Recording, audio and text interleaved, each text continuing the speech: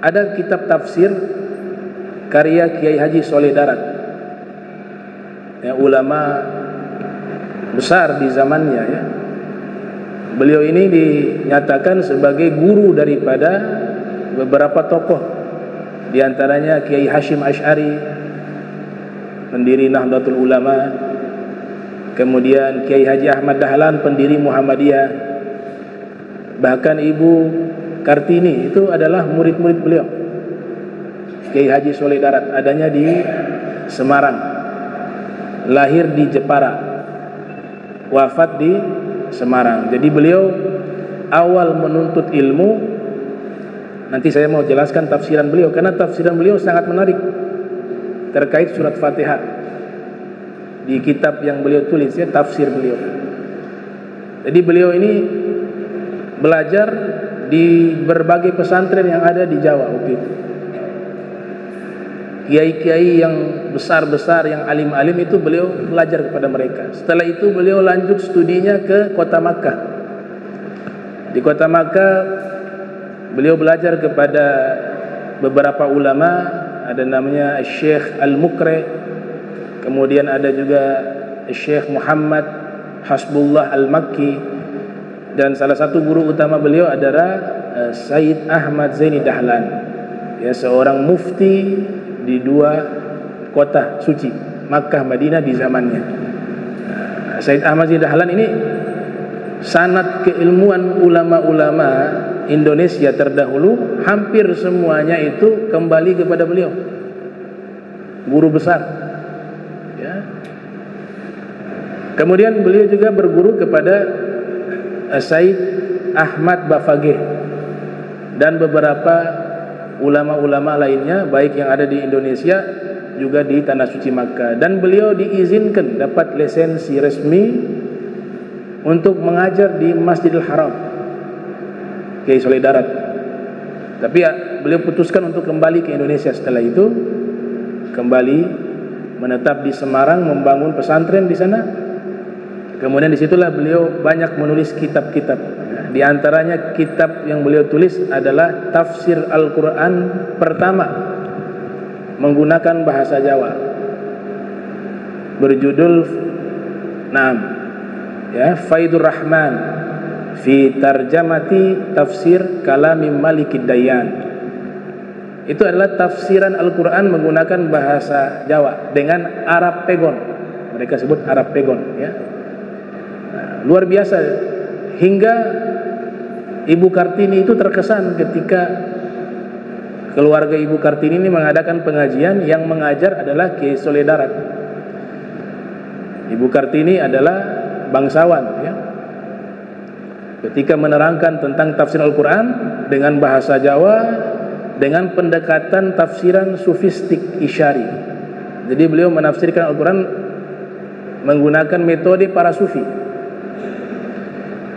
Tertarik Ibu Kartini, akhirnya beliau jadi murid dari Kiai Soleh Darat. Nah, nanti di waktu Ibu Kartini menikah, Kiai Soleh Darat menghadiahkan kitab tafsir tersebut, ya, Faidur Rahman. Meninggal beliau istimewa, ya. Kenapa saya katakan beliau meninggal itu istimewa? Karena meninggalnya di hari baik, di bulan yang baik. Beliau meninggalnya di hari Jumat, tanggal 28 Ramadan. Hari Jumatnya kemudian di bulan suci Ramadan. Ini alamat, ini orang baik, ini orang soleh. Bahkan ini bisa dikatakan seorang wali min auliyaillah, ya. Jadi meninggal hari Jumat 28 Ramadan, tahunnya kurang lebih kalau tidak salah 1903 Masehi, ya, sebelum kemerdekaan Republik Indonesia. Beliau mengkaji, beliau membahas tafsiran Fatihah itu menarik sekali, terutama di bagian akhir tadi, ketika beliau menjelaskan siapa sih jalan orang-orang yang telah Allah beri nikmat pada mereka. Maka beliau terangkan, yaitu adalah jalannya para rasul, para nabi, para aulia, para syuhada, para solihin, Begitu juga para ulama. Beliau nukil di surat An-Nisa, Allah Subhanahu wa taala berfirman, "Wa may yuti'illaha wa rasula fa ulaika ma'al ladzina an'ama Allahu 'alaihim minan nabiyyina was-siddiqina wasyuhada'i was-shalihin." Siapa yang taat kepada Allah dan Rasul, maka mereka itulah orang-orang yang akan dikumpulkan dengan orang-orang yang telah Allah beri nikmat pada mereka. Siapa orang-orang yang telah Allah berikan nikmat pada mereka? Allah Ta'ala berfirman, yaitu golongan para nabi, para aulia, siddiqin, itu para aulia, para syuhada, dan kaum solihin. Jadi kalau kita ingin berada di jalan orang-orang yang telah Allah berikan nikmat, tidak ada pilihan bagi kita kecuali harus mengikuti jalan mereka. Kalau kita ikuti jalan mereka, berarti Allah telah memilih diri kita sebagai orang-orang yang mendapatkan nikmatnya Allah Subhanahu wa taala. Itu tafsiran dari Kiai Haji Soleh Darat. Lanjutannya, Allah Ta'ala melanjutkan di surat Fatihah, bukan jalan orang yang dimurkai, ghairil maghdubi alaihim. Nah, kebanyakan ulama tafsir ketika menafsirkan ayat ini, mereka menyebutkan adalah orang-orang Yahudi. Ghairil maghdub itu bukan jalan orang yang dimurkai atas mereka, itu jalan orang Yahudi. Tapi Kiai Soleh Darat, tadi saya katakan di awal, beliau menafsirkan dengan pendekatan sufistik. Beliau tidak menyebutkan golongan tertentu, tapi beliau menyebutkan bahwasanya yang dimaksud orang-orang yang dimurkai adalah orang-orang yang memang meninggalkan ilmu syariat, ilmu hakikat, ilmu tauhid. Ini korelasinya apa? Ketika seseorang, tentu di sini yang dimaksud orang Islam.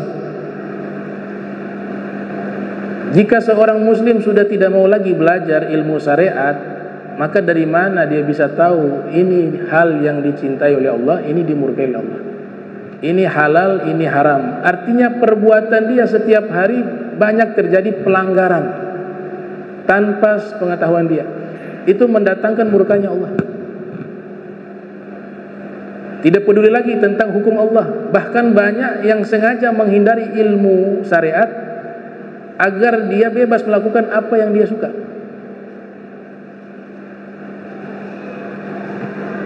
Nah, 3 ilmu ini tadi dibilang ilmu syariat. Yang kedua ilmu hakikat. Yang dimaksud ilmu hakikat di sini ilmu tasawuf. Ilmu tasawuf, akhlak, yang dimana ilmu ini kita memperbaiki hati kita sehingga menjadi orang yang hatinya bersih, hati menjadi baik, terbebas dari muhlikat, dan terselamatkan dengan sifat munjiat. Dan yang ketiga ilmu tauhid. Nah, seseorang bisa dimurkai oleh Allah ketika akidahnya itu menyimpang.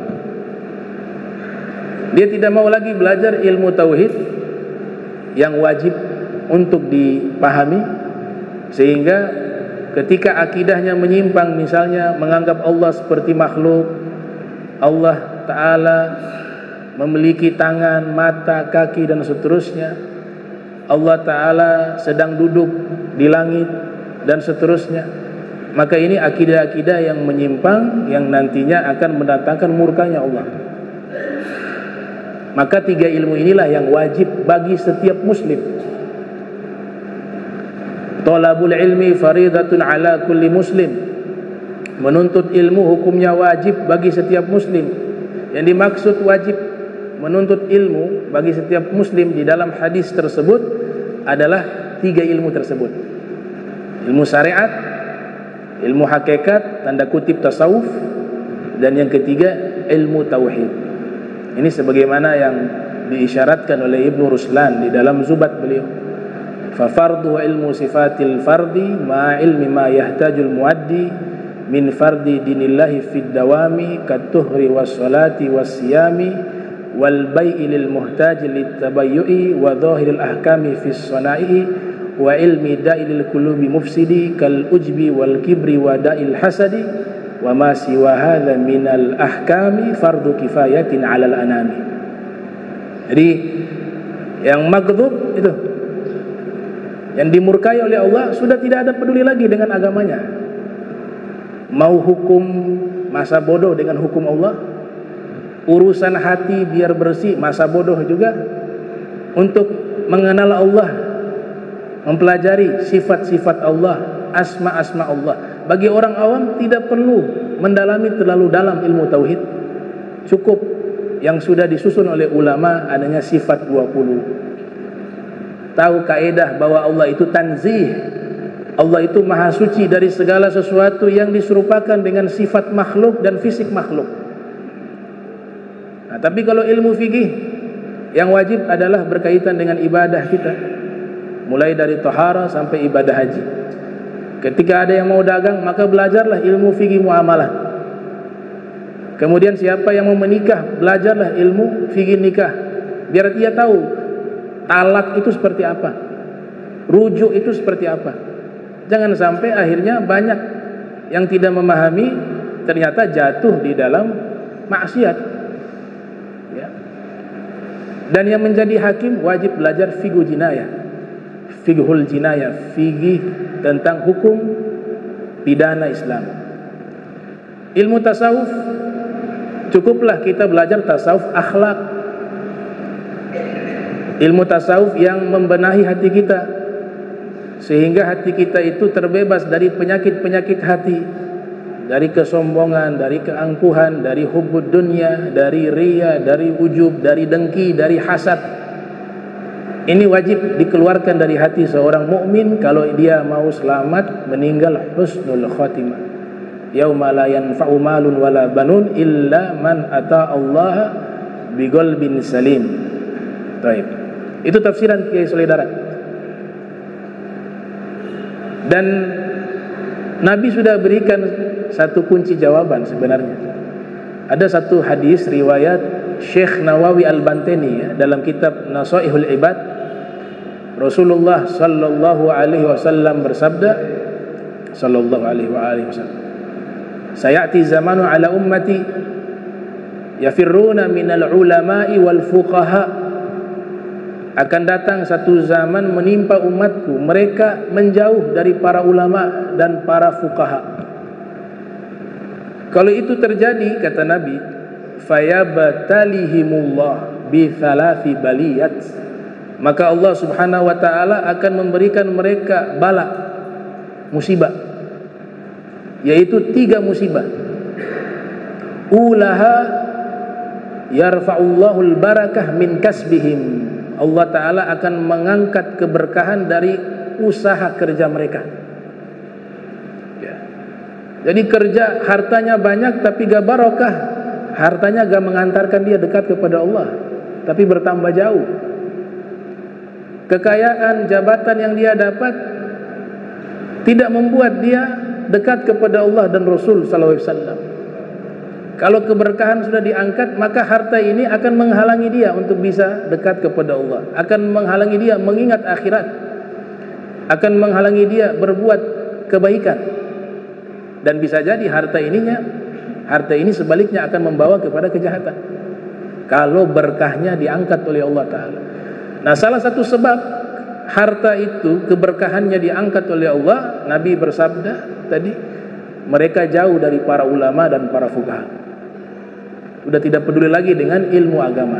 Di sini makna ulama kalau kita korelasikan dengan tafsiran Kiai Solidarat, yaitu ulama'ut tasawuf wa ulama'ut tauhid wa ulama'ul fiqih. Ulama tasawuf, ulama tauhid, ulama fiqih.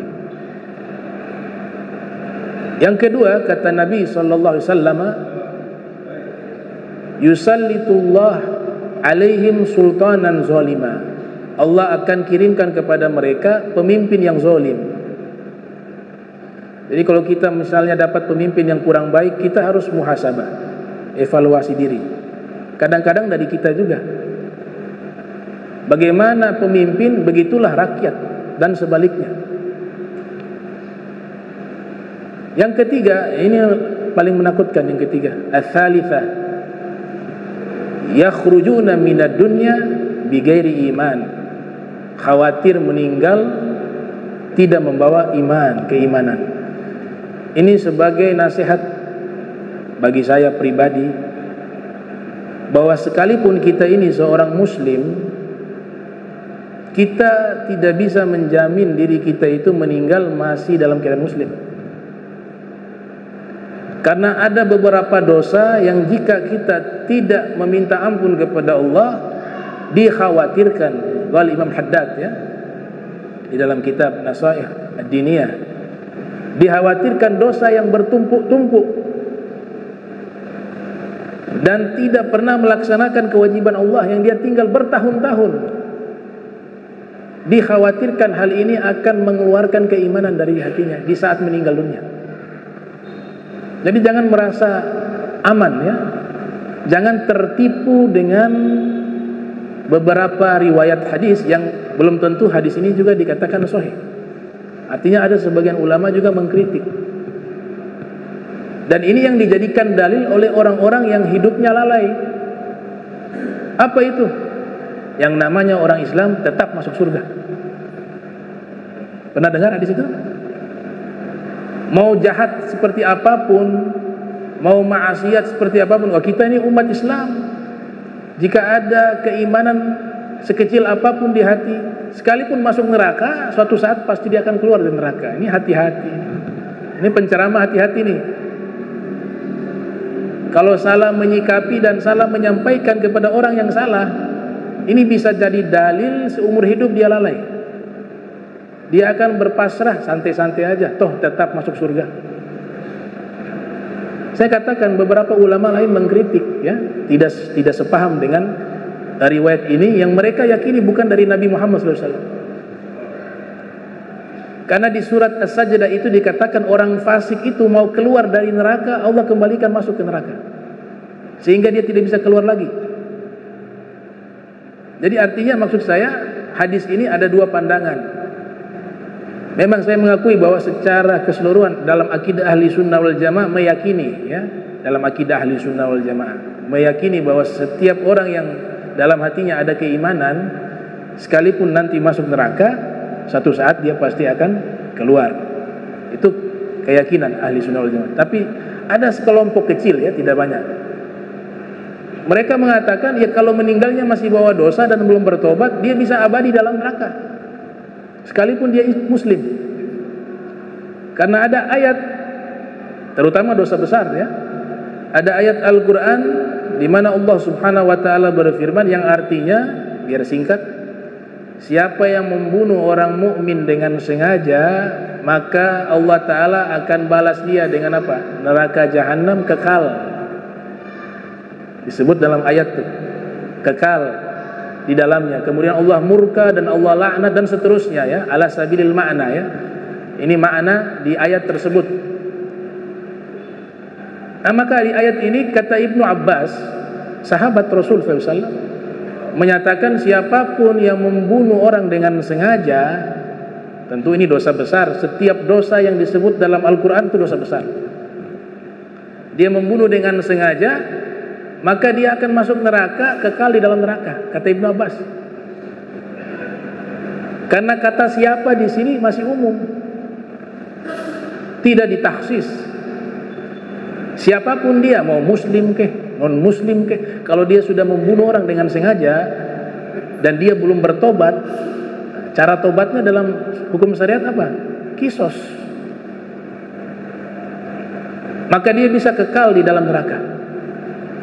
Nah, jadi jangan santai-santai. Oh tetap insya Allah masuk surga tuh orang. Tuh, nanti ada syafaat Nabi juga. Ya? Bisa-bisa iya syafaat Nabi untuk orang Islam. Kebanyakan dosa kata Imam Haddad bisa mengeluarkan orang dari Islam. Kalau dia meremehkan hak-haknya, hukumnya Allah. Ini syafaat, jangan berpangku tangan dengan syafaat Nabi. Apa tidak malu menghadap Nabi bawa dosa terus Rasulullah tolong bantu saya? Bawa amalan yang membuat Nabi tersenyum ketika kita berada di hadapan Nabi Muhammad SAW.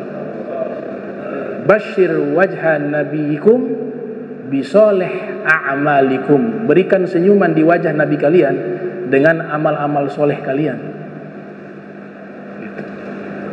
Ini bahaya.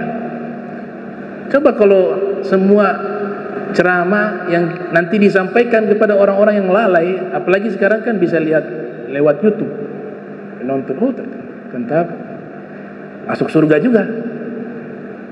Kadang-kadang dia merasa masuk neraka disiksa sebentar doang, nanti habis keluar. Wah, masuk neraka itu gak ada yang sabar, gak ada yang mampu. Ini tafsiran daripada Kiai Soleh Darat. Ya.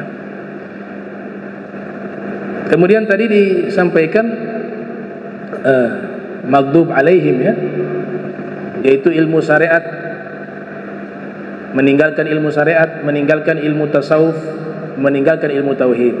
Itu yang ditafsirkan Kiai Soleh Darat, itu adalah orang-orang yang dimurkai oleh Allah. Yang berikut waladdallin, bukan juga jalan orang-orang yang sesat atau orang-orang yang tersesat. Kebanyakan ulama tafsir menafsirkan Nasrani, tapi Kiai Soleh Darat menyebutkan orang-orang yang hidupnya tersesat adalah orang-orang yang menuhankan dunia dan hawa nafsu, di mana pikiran dia selama dia hidup hanya dunia dan dunia dan dunia dan dunia. Hakikatnya dia tidak menyembah Allah secara hakikat. Allah gak hadir di hatinya, di pikirannya, di dalam hidupnya. Gak ada Allah sebenarnya. Karena di pikirannya yang dipikirkan adalah dunia, hatinya dunia. Maka Rasul sallallahu alaihi wasallam, beliau pernah bersabda dalam hadis yang sahih riwayat Imam Bukhari, ta'isa abdu dinar wa ta'isa abdu dirham wa ta'isa abdul khamisah. Ya, kalau enggak salah khamisah, ya. Nah, ta'isa itu artinya celaka. Celaka hamba dinar. Dinar mata uang emas. Celaka hamba dirham, mata uang perak. Celaka hamba perut, simbolik hamba perut dan kemaluan. Hidupnya hanya ngikut hawa nafsu, hanya ikut memuaskan perutnya dan kemaluannya. Ya, Imam Ali mengatakan, man kanat himmatuhu ma fi batnihi kanat qimatuhu ma kharaja minhu. Siapa orang yang pikirannya, perhatiannya ketika hidup hanya mengurus urusan perut dan kemaluan saja, maka nilainya dia di hadapan Allah seperti sesuatu yang keluar dari perutnya. Ya ikhwani, kita mulia dijadikan manusia, kita mulia dijadikan sebagai umat Nabi Muhammad SAW. Kita tidak dilarang sukses dunia, tidak sama sekali, tapi jangan menuhankan dunia. Kita tidak dilarang kaya, banyak harta, bagus, karena ada kewajiban yang harus dengan harta. Ibadah haji dengan harta, zakat juga harta, sedekah juga dengan harta. Tapi ini semua hanya fata morgana. Jangan jadikan sesuatu yang nyata. Letakkan di tangan, jangan di hati. Perjalanan kita panjang di akhirat, gak sebanding dengan hidup sesaat di dunia. Itu yang dimaksud oleh Kiai Soleh Darat. Ya. Makanya ketika seorang menjadi hamba dinar, hamba dirham, hamba hawa nafsunya, perutnya, kemaluannya, maka kaidah yang mengatakan la ma'buda bihaqqin fil wujudi illallah, tidak ada yang berhak disembah secara hak di alam semesta ini kecuali Allah, maka itu akan tergantikan secara hakikat. Dia tidak menyembah Allah secara hakikat. Yang dia sembah adalah uang, jabatan, hawa nafsu. Itu tafsiran yang luar biasa dari Kiai Soleh Darat. Ini bukan dari saya, ya, dari Kiai Haji Soleh Darat, ya. Beliau tafsirkan demikian.